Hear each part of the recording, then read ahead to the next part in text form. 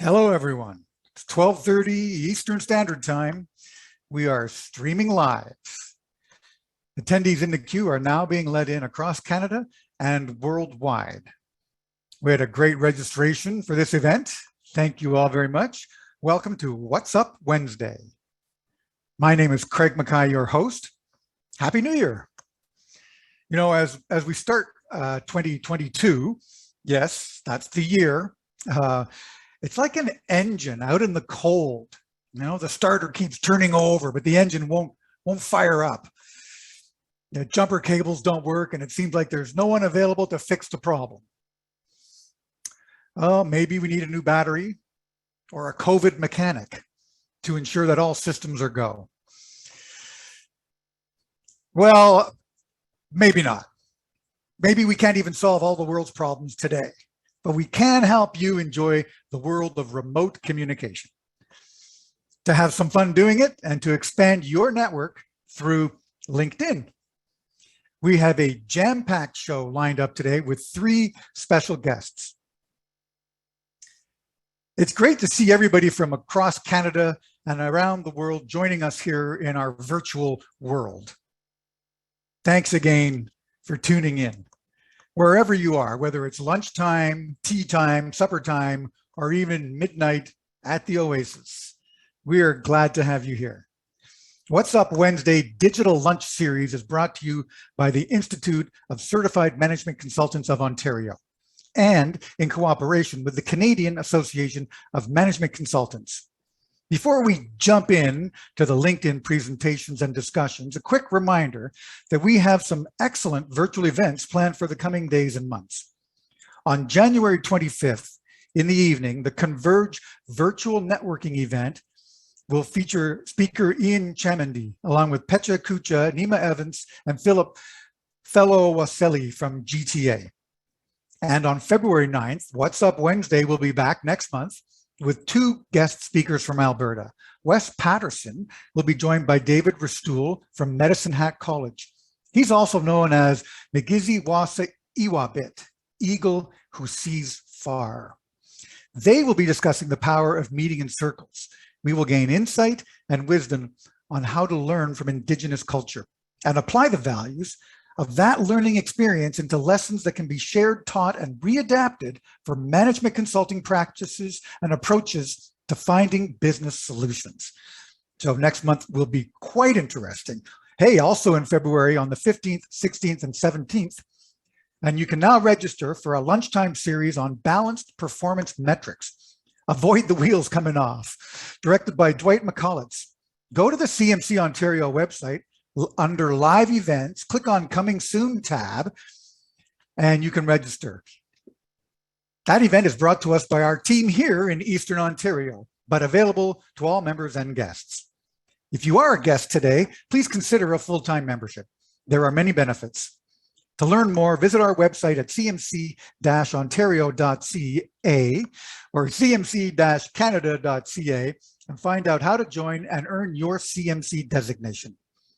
There's a lot to cover in the show today, with 3 special guests, each providing insights into different ways to use LinkedIn to rock your profile. Laura MacArthur, Human Resources Consultant with Brown Consulting Group, will be discussing how to build and expand your team using LinkedIn for recruiting. Jeff Nelson, President of Anduro Marketing and a member from Alberta, has a whole bunch of years experience in digital marketing. Jeff specializes in setting up systems to measure the performance of marketing campaigns and will provide us insights on marketing and expanding your personal brand using LinkedIn. Desi Nikolova is an IT executive delivering strategic IT roadmaps for enterprise solutions. She's also a valued member of the CMC Ontario Council, spearheading the Catalyst 2022 conference planned for this May. Desi is here to give us some insights on how to use LinkedIn to promote events. But first, a few quick housekeeping notes. Today's entire session will be recorded. The PowerPoint deck will be made available to those registered for today's event. All recordings will be available on the CMC Canada YouTube channel. As usual, we will take questions via the chat method. During the presentation, type your questions into the chat. I'll sort through them and present these questions during the Q&A portion of the presentation. You can also share your tips and tricks about LinkedIn and how you use it in the chat. We want to get a major amount of engagement in today's event, and we're going to start with Desi Nikolova. Hi, Desi, welcome. Hi, Craig. Thank you very much for a great introduction and for the opportunity to be part of today's event. Good afternoon, everyone. In the next couple of slides, I'll talk about the LinkedIn events feature. If we could advance to the next slide, please.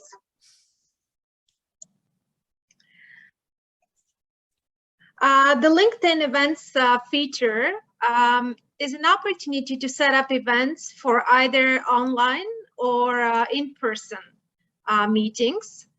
Before we start, I would like to ask the audience to type in the chat box common challenges that you may have experienced with the promotion of online or in-person events.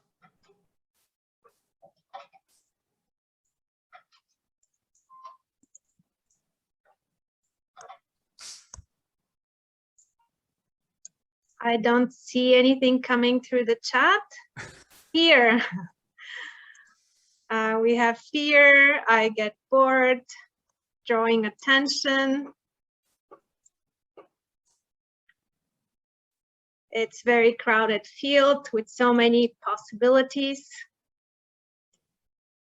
Consistency, different tech works, different ways, network issues. I've never used LinkedIn events, never used. Okay, interesting challenges that have been shared in the chat, and thank you for that.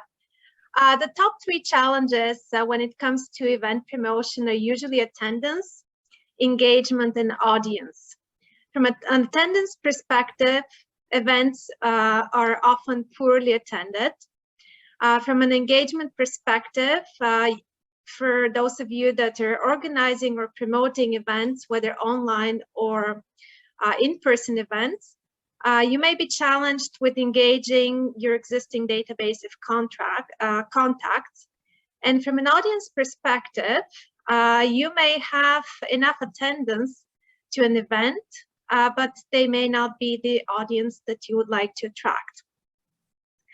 If you have a LinkedIn account, and I hope everyone on the call has at least a personal LinkedIn account, you can create a LinkedIn event.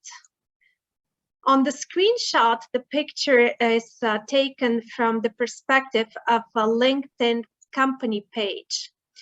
So I do encourage you, for those of you especially running your own practice, to set up a LinkedIn company page, because that provides you more features in terms of event promotion and just the analytics part of that page. LinkedIn events are a great way to grow exposure, whether it's for in-person or virtual events. It's very simple to create an event. What you see on the screen, as I mentioned, it's from an admin perspective of a LinkedIn company page that anyone can set up. If you're creating an event from a personal LinkedIn profile page, it should appear on the left side towards the middle, and there is a plus sign under events. One of the advantages of creating an event on your page is it allows you to bring in a third party, especially for the management and promotion of large events. Also, with events on LinkedIn, you have the opportunity, once the event is created, to sponsor the post. There are different fields on the events creation screen, which allow you to set up event organizer, choose whether it's an online or in-person event. And for in-person events, you can add additional details such as venue and location. In terms of the format, you can select whether it's a LinkedIn Live event or select external event link if you plan to stream or host your event off LinkedIn and only wish to promote your event on LinkedIn. You'll have to add the link to the external broadcast location so that the attendees can easily enjoy your event off LinkedIn. Once you've created your event, it creates a nice branded presence for your event on LinkedIn that can also rank within search engines.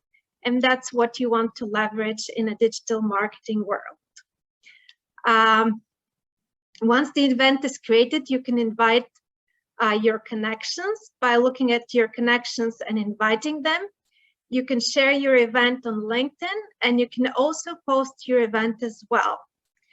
Whether you're running webinars, virtual events, or live streams, the LinkedIn Events feature is an excellent way to gain more exposure for an event that you're running. It also has the impact of driving social proof, where other people can share and invite their connections, gaining even more visibility. A couple of items that I want to highlight in terms of tips.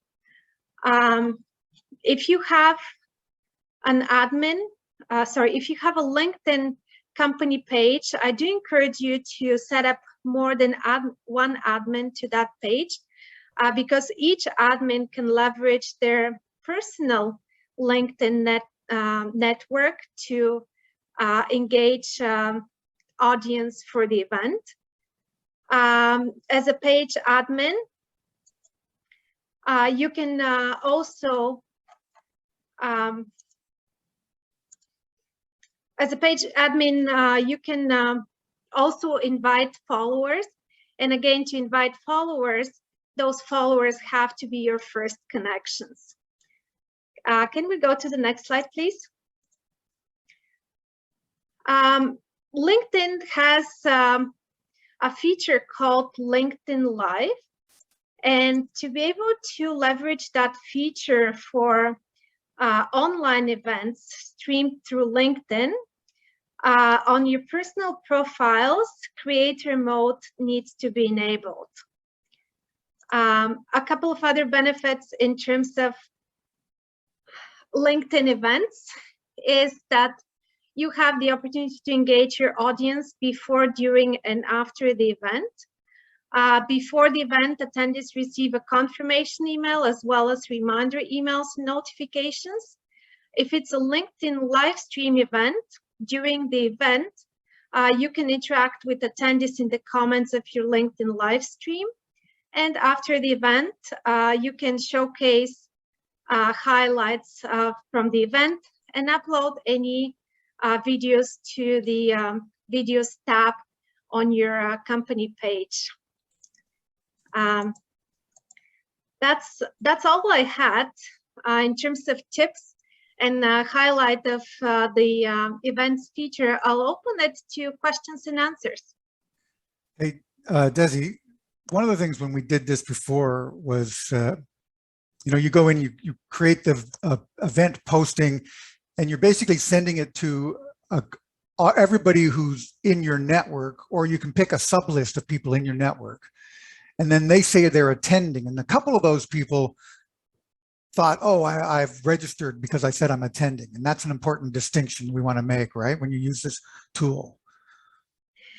Yes, it is important when the event is being set up to also embed, there is a field, a link to your off LinkedIn streaming platform, as well as a registration page. I also encourage you to put in the comments or in the description of the event. Usually the description of the event is the recommended at the bottom. Just say, please follow the registration link. The attend feature on the event, what it does is it allows you, once you have clicked attend, to share that on your personal profile, as well as invite people from your personal network to consider attending the event as well. Somebody's asking, have we used the event promotion in LinkedIn for this What's Up Wednesday session, and not very often, actually. And I've done it a little bit from my own account, and we do have a CMC Ontario LinkedIn account and a CMC Canada LinkedIn account. So we can do some invites from those. I think there is concern, and maybe Desi, you can talk to this about, burnout. If you hit all of your contacts too often with these types of invites. Yeah. Well, now, especially in the last couple of years, I think we've been forced to move almost 100%, if not 100% online. So, yeah. Of course, you have to be really mindful and kind of like structure it as a marketing campaign, not just ad hoc events or promotions or notifications to your LinkedIn. So be mindful and strategic in terms of how you engage your audience, because you don't want your audience to start ignoring your notifications or invitations. Or you also have to be mindful of the image, the brand, and the perception around it. Yeah. Now, I think David Smith asked a question, can you combine email marketing tools with active campaign? Now, I'm going to just add to that question and tie it into the Catalyst conference that we ran a year and a half ago. We used the events promotion within LinkedIn, and the idea was to have the ripple effect where you get people who are asked, are you going to attend this event? And yes, that posting should have a link to the actual registration page and other details on the event. And then if they forward that to their associates and their network, now we've got that, that huge ripple effect across the internet and across LinkedIn. And when we are going to start promoting the Catalyst 2022 conference, I understand that you'll be using this tool to do that, correct? Yes, we actually used LinkedIn events, not LinkedIn Live, just LinkedIn events for Catalyst 2020. And I see a question or a comment in terms of, can you combine with other email marketing tools? I'm not sure whether you can combine it from an automated perspective or from any integration around it. But when we did the marketing campaign for Catalyst 2020 a couple of years ago, our marketing campaign focused both on LinkedIn.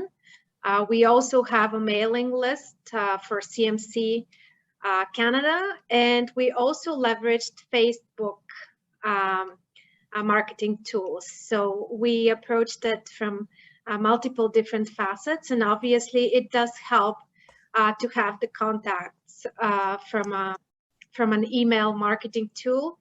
I can't say whether specifically for active campaign could be fully integrated with LinkedIn, in the sense that there may be some manual configuration required.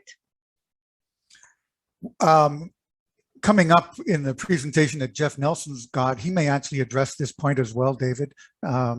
So that's just another side point. Although there are some concerns about scraping data from LinkedIn for email marketing campaigns, you might want to be, aware of, I guess, the quasi-legal concerns about that, or moral or ethical concerns if you're scraping it without people's, concern. I'll tell you what we do with What's Up Wednesday and our guests who register for this event. We ask them if they'd like to be on our mailing list, and then obviously we would send out emails to those guests and members and non-members who have agreed to be on our mailing list to promote. And then those promotions can obviously cross-link to LinkedIn pages, and the campaign on LinkedIn can cross-reference to web pages and start to collect activity, and then home in on those people that need, maybe more attention with respect to getting them to sign up for something, I guess, or register, or, if they have questions or concerns, right? Those are various mediums in which to address those and, tune people into what you're trying to do. So why don't you just give us a little wrap up, Desi, on Catalyst 2022 while I have you here live? What's happening? Yes, I'm excited to be the chair for Catalyst 2022. We have Catalyst planned for May 31st to June 2nd. And I do invite everyone on this call to stay tuned by checking the website. We will be opening registration soon. A really great line of speakers and topics, engaging topics in terms of how the profession will be impacted or disrupted in terms of different events. The theme for this year's Catalyst conference is Reimagine the Future of Consulting. So I'll leave it with that. And once again, thank you for the opportunity to be part of today's discussion on Rock Your LinkedIn. Thank you, Desi. So Catalyst 2022, Reimagine the Future. May 31st?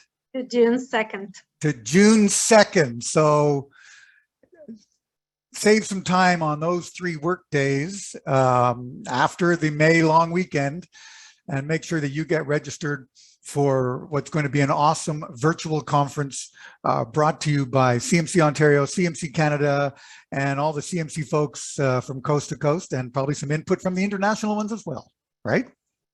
Yes. All right. Thanks, Desi.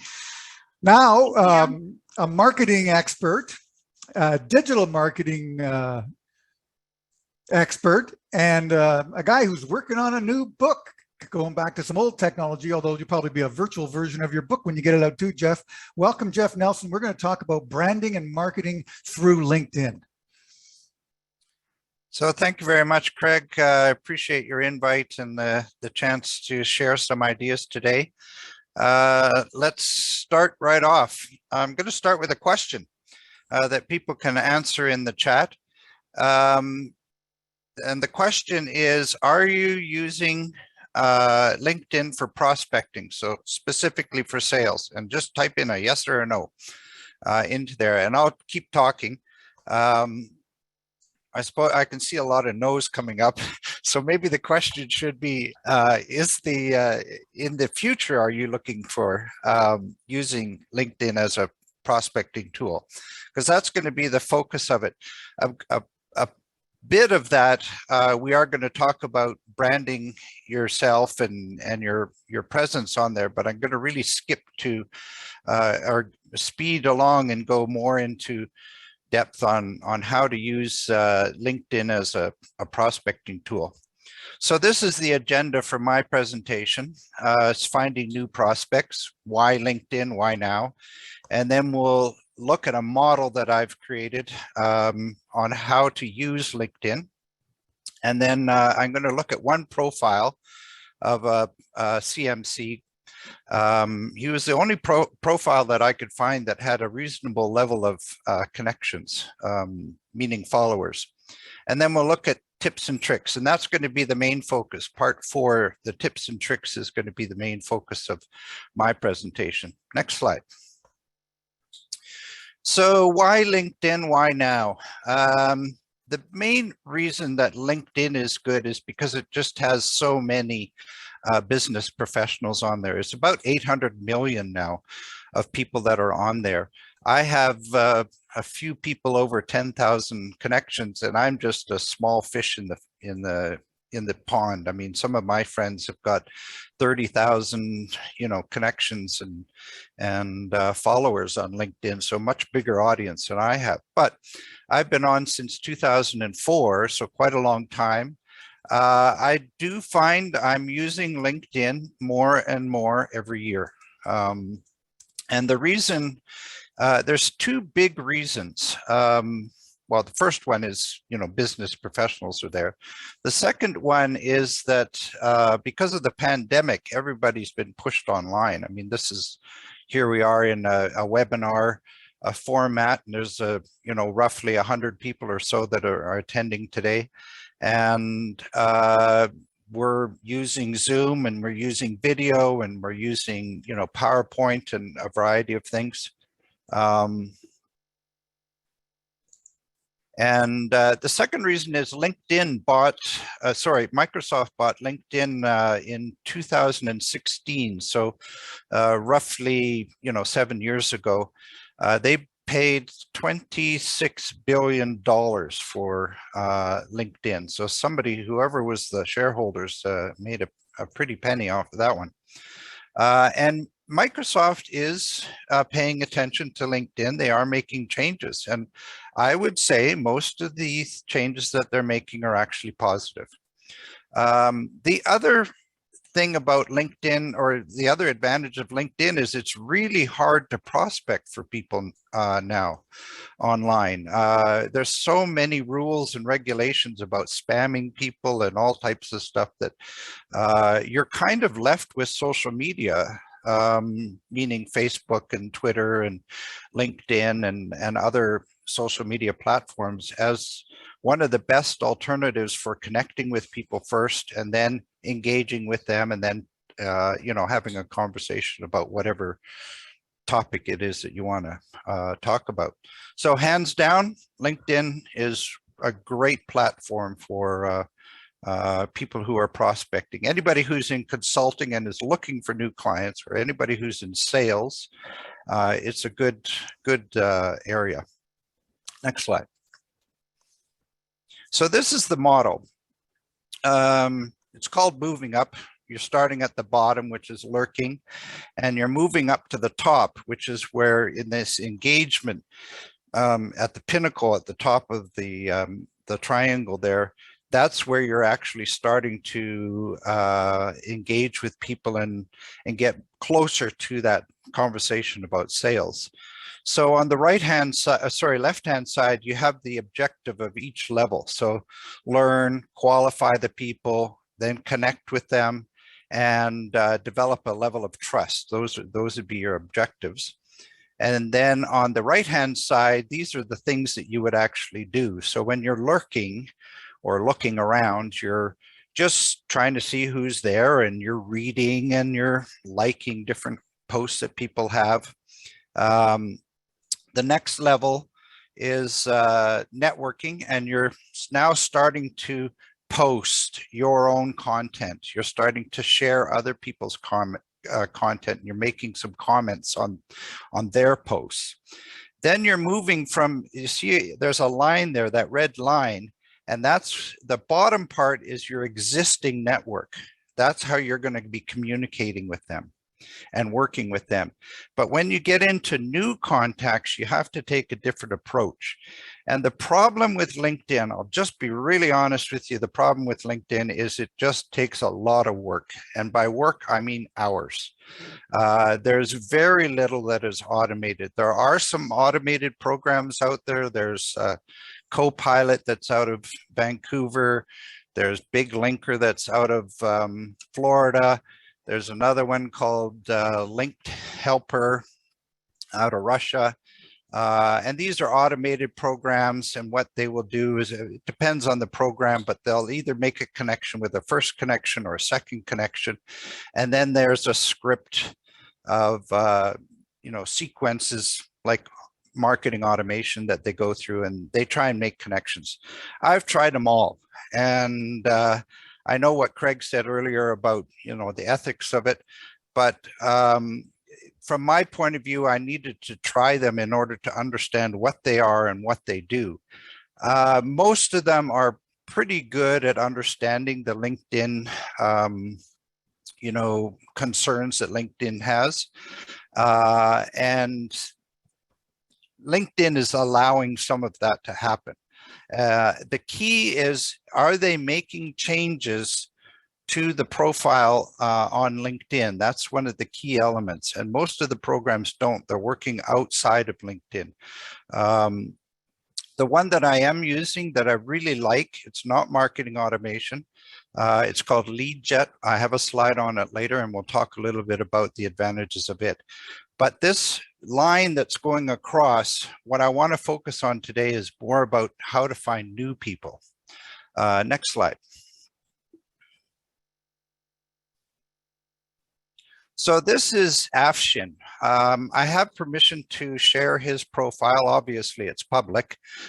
So the permission, I don't really need permission, but in this case, I did get permission just because I felt, you know, if you didn't want me to show his profile, then I wouldn't. But I do have his permission. This is a bit of rehash from the presentation that was done by Ontario CMC chapter. I think it was a bit before Christmas. One with Carrie. Right. Yeah. Lysenko, yeah. Yeah. So I don't want to spend much time on here. The audio button is a good idea. It's not critical, but in his case, you know, I kind of struggle a little bit how to pronounce his name. So then what I would do is I would click on that audio button and he would give me the pronunciation. So he doesn't have it on his profile. I added in that button there, and I think it would be a good idea for him to add it. His profile is not perfect. But you can see he's done the background part, right? The new background feature. Yeah, he's got the title there. He's got, you know, over 500 connections. You're jumping ahead a little bit too quick here. Yeah, there we go. I do look at the mutual. You see there's 9 mutual connections there. I do look on that, and you can actually click and see who those people are. Now, in this case, I don't know any of them. And there's a lot of people that I'm connected with that I don't know, but there's a whole bunch that I do know and I do interact with. He's got the provided services down below. The pictures are not the best. I think he could have, I mean, they're kind of personal. I would say they're almost like Facebook kind of pictures there. So if you send, sorry, Jeff, if you send like a connect out to some of these mutual connections, because you want to add them to your own list, do you leave it, do you recommend just leaving it as the standard connect with me, or do you modify that message and make it a little more personal? Everything I do on LinkedIn is personal. Okay. All right. Yeah. Okay. The only time I would sometimes I use Notepad or, you know, a document, and I'll put in a something that I want to send out to a whole bunch of people. So an example would be if I'm trying to promote an event, so to build on what Desi's saying, and I want to send out a message to everybody. I say there's you know, 500 people that I want to send out a message to, then it's literally cut and paste. And so in that situation, I would have a template that I would use. And I've done a lot of promoting of events. Often I'll go through 1,000 people, and it just literally means I have to sit there for 2 hours and just cut and paste. And I know some people who are guest speakers and all their work comes from LinkedIn. All of their gigs end up being booked through people that they interface with over LinkedIn. Next slide. Actually, could we go back? I want to just make one comment on that last slide. You see there's a more button there. Sometimes when you have a second connection and the blue box says follow, you can actually click on more and then connect with them that way. Otherwise, you're just following them. But I can't show you how to do that. But it's just a tip, trick using LinkedIn is that more button is actually quite valuable. Next slide. Well, Lauren had a question about what's the difference between connect and follow. Yeah, there's a big difference. Follow, if I want to follow Craig, I would click the follow button. That means that you would show up in my stream, but I don't really have a way of messaging you. So I can't send you a DM or a direct message. Right. When you connect with somebody, it's actually like getting their phone number, and you can actually pick up the phone and talk to them, or you can meet them for coffee online type of thing. So, and those messages are private between you and that person from then on. Correct. Exactly.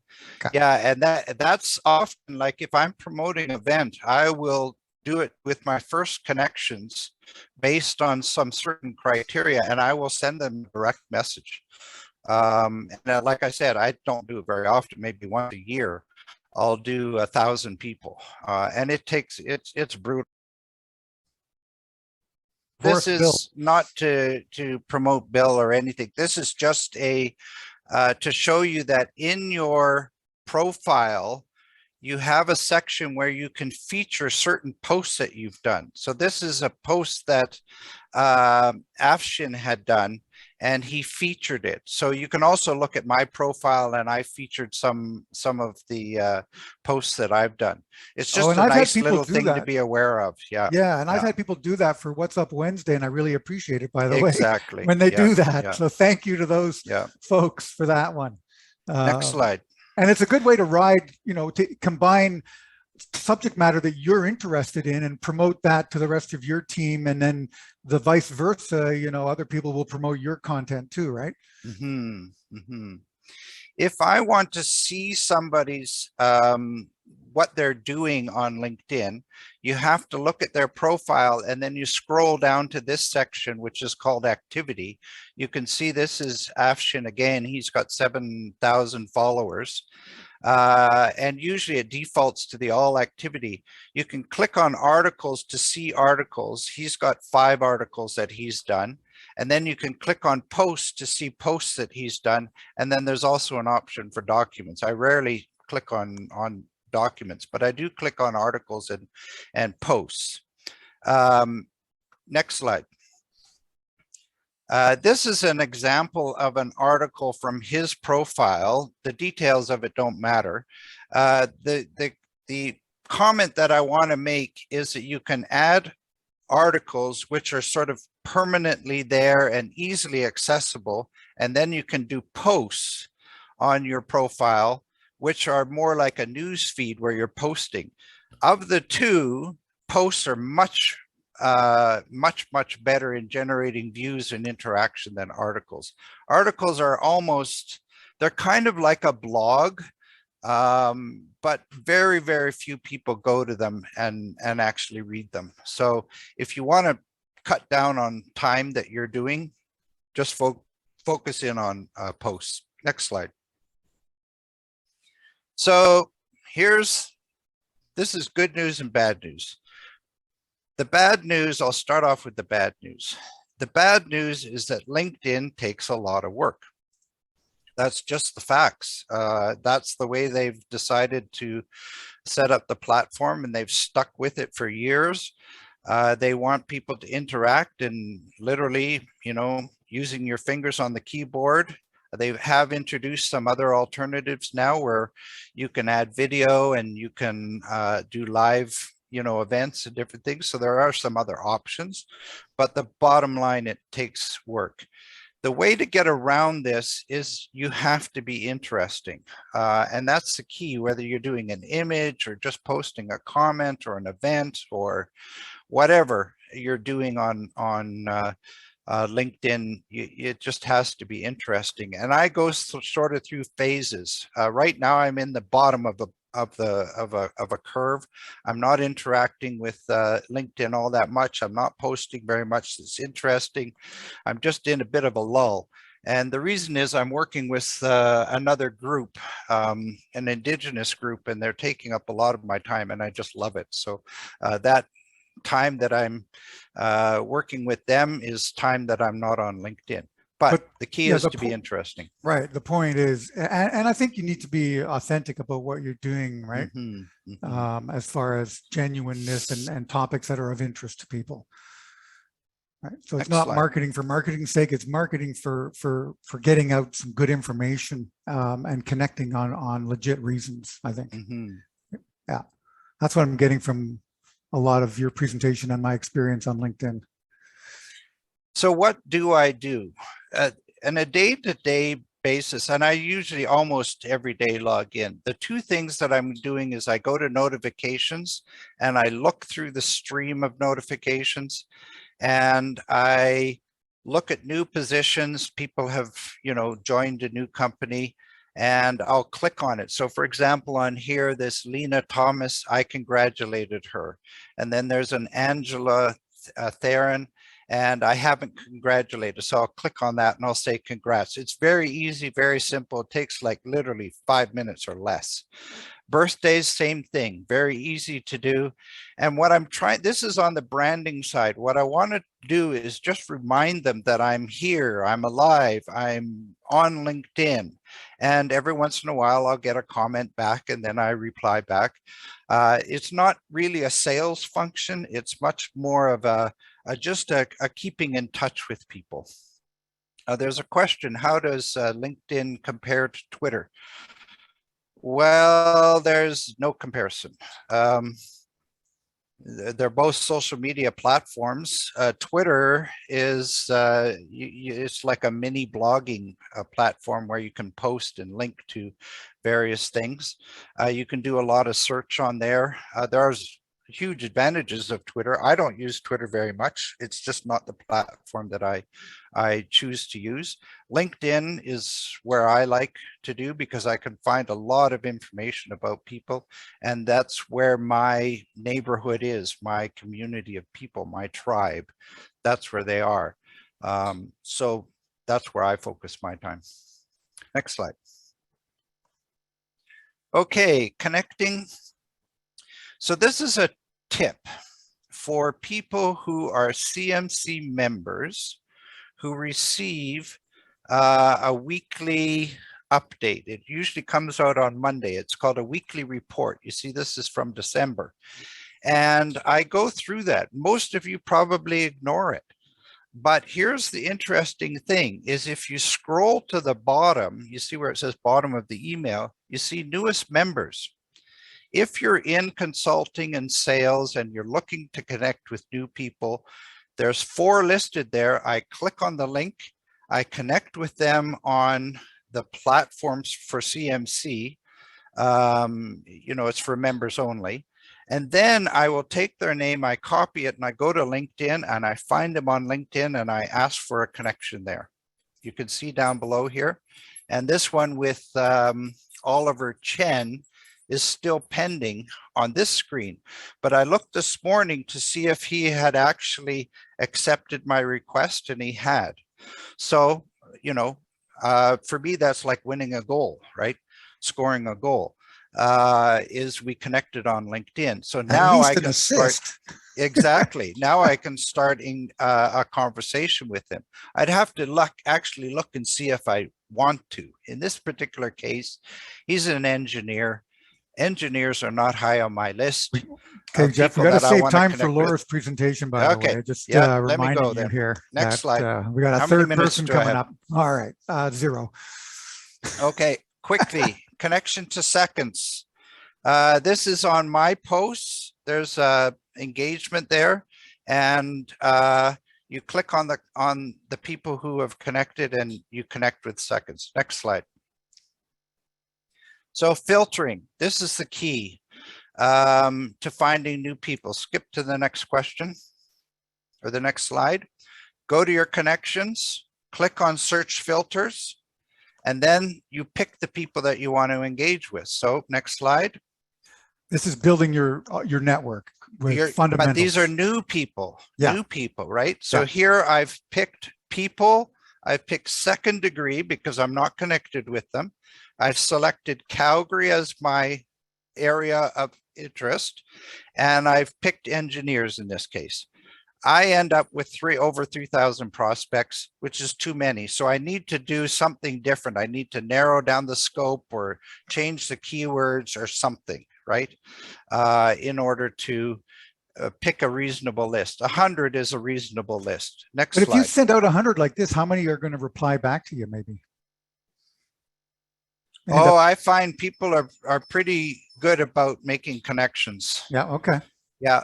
Yeah. So I would over half. Yeah. Yeah. Oh, here's the lead jet thing I wanted to know This is lead jet. Yeah. And you can see I've pointed up into the top there. It's an extension to Chrome. It's absolutely the best tool that I've found. I use Copper as my CRM. And you can see there, I can add them to Copper. I can go to my Copper profile. Anything on there that's related to LeadJet comes up as purple, so it's really bright. It's an absolutely fantastic product, but you have to do the work. It doesn't do any work for you. Anyways, just a plug for LeadJet there. Next one. Raj wanted to know how you got to that filter page. Oh, connections. So go back a screen. Back. Yeah, so you click on connections. Oops, Okay. too far. And then All right. you'll see search with filters. It'll come up. Okay, perfect. Thank you. All right, we're almost wrapped up here with the Yeah, branding this part. is basically my last one. LinkedIn is a lot about giving. If you don't give, you won't get anything in return. And we won't worry about the do's and don'ts.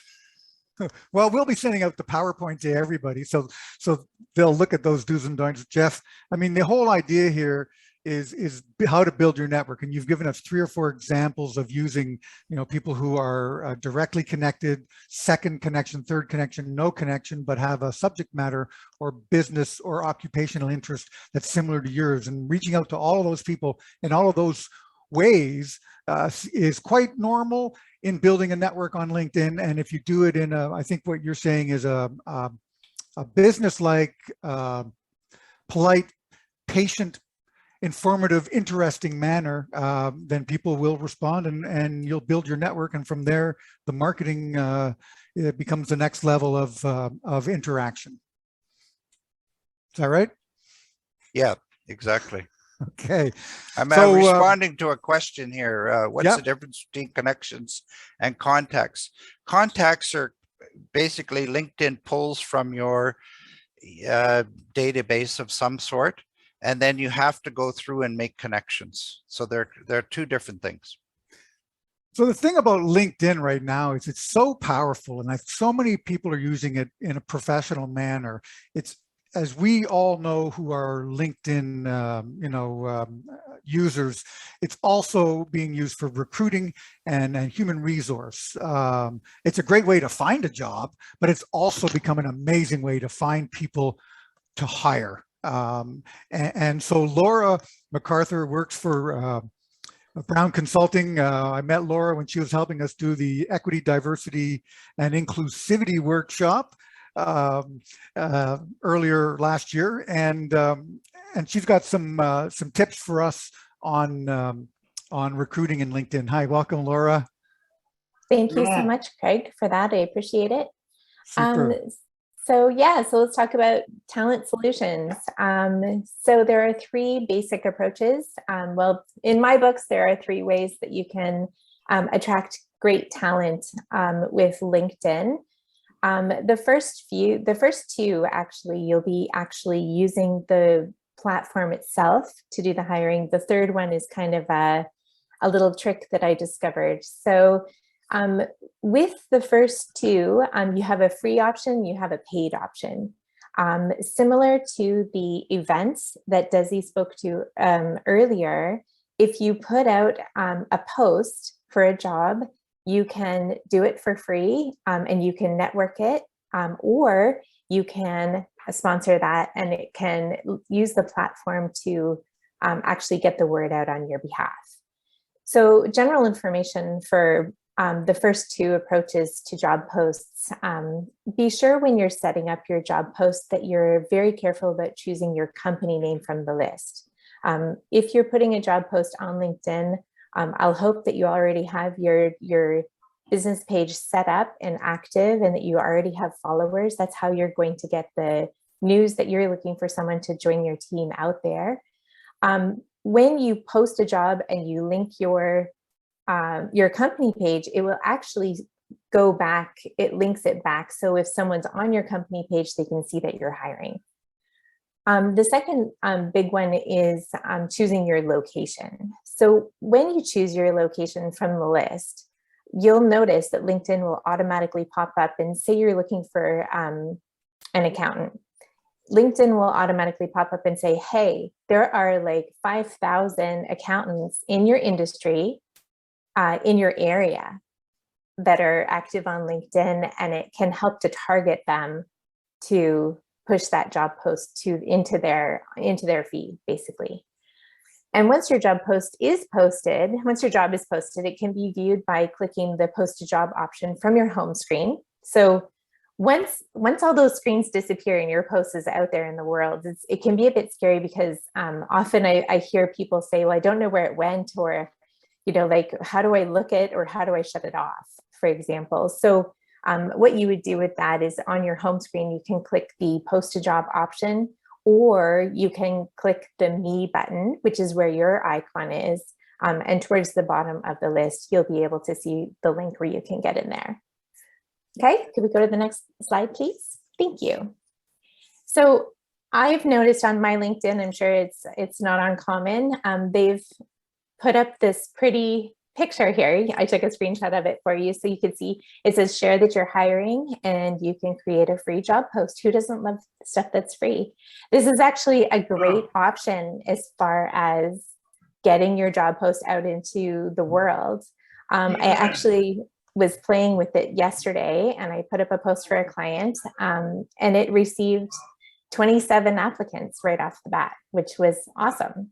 So your job post will appear in search results across the platform. You will be notified whenever you receive an applicant. That's any applicant. It'll collect, filter, and manage your applicants right inside the platform for you, which is great if you're only using LinkedIn as your recruitment option. You'll also get a hiring badge to be placed on your profile picture. That's great if you want to be known as someone who's hiring. Okay, can we go to the next slide, please?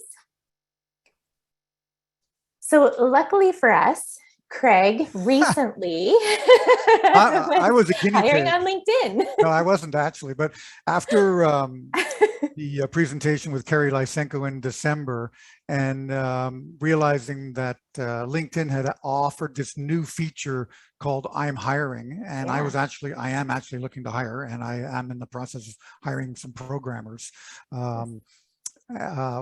I used this, and I just thought that it would be great to share with people very quickly. You know, you go to your profile, and if you click on the blue button open to, then you'll get an option to select hiring. Yeah. Now, if your profile has more than one company under it, because you may have dual responsibilities, like I work for Nortac and I'm a CMC past president, I select the company or the division under my company where I'm hiring, and then you get a screen to create the free job posting. And my goodness, within 2 days, I had 20 top-notch resumes. That's awesome. It was fantastic. And because of the location area, I was actually getting people from the National Capital Ottawa region, even though I'm hiring somebody who could be remote and work almost anywhere in the world. You know, having them local down the road for some of my local clients is still a concern. So it worked fantastically. And you had a point about how long to run these ads. Yes, and we will speak about that. If we could jump to the next slide, please. So the next option is to sponsor your post. So sponsoring your post basically targets the people in the industry that you're looking in for the job that you're looking for. Now, this is the Premier account, right? Nope, this is just anybody can go ahead and sponsor a post. Oh, okay. If you're a premium account, and I think we had someone in the chat here that said, Steve Bartlett actually put a note here that says also something similar for job seekers. I believe what he's talking about is the premium option. Right. And that is really targeted to candidates. And so with respect to sponsoring your job post, what you can do is when you put money on your, right, so let's back up. So LinkedIn estimates applicants based on the performance of similar job posts that will estimate a daily budget. So it looks to see how many accountants you need or how many programmers you need, how many are in your area, and what their qualifications are. Are they qualified for your job? The more information you put into your job post, the better they're going to be able to use those algorithms to target the people you're looking for. So sponsoring is really important if you're looking for something that is not common. If you're looking for something, to your point, you had 20 awesome applicants in a very short period of time with a free post. You did say it was free, is that right, Craig? Yeah. Oh, yeah, yeah. Okay, yeah. perfect. Yeah. So because that is a common thing, it's going to be easier to attract that audience. If it's an uncommon job, you're going to want to sponsor that post so that you can ask LinkedIn to help you target those candidates. So your daily job budget controls the amount of promotion your job post will receive. The more money you put on it, the better it's going to do. But now they're taking your job posting and sending it out to people that may not even be part of your network or part of the network connections, you know, second and That's third right. removed. Yep. Which is why there's a bit of a cost, is there? Yes, that's why. And they're Okay. also, they're putting it into their feeds. Right. They're putting it out in their daily emails. Right. If you put in job recommendations as a candidate, it'll start popping up. Those paid job ads are popping up in those lists. So when you What does it cost you to run a small campaign to hire somebody uniquely like this? Oh, it depends. So from the post that I put up, it wanted to charge me $41 a day. So that's not breaking the bank. If you post it, like if you sponsor it, but then leave it running, the cost adds up very, very quickly.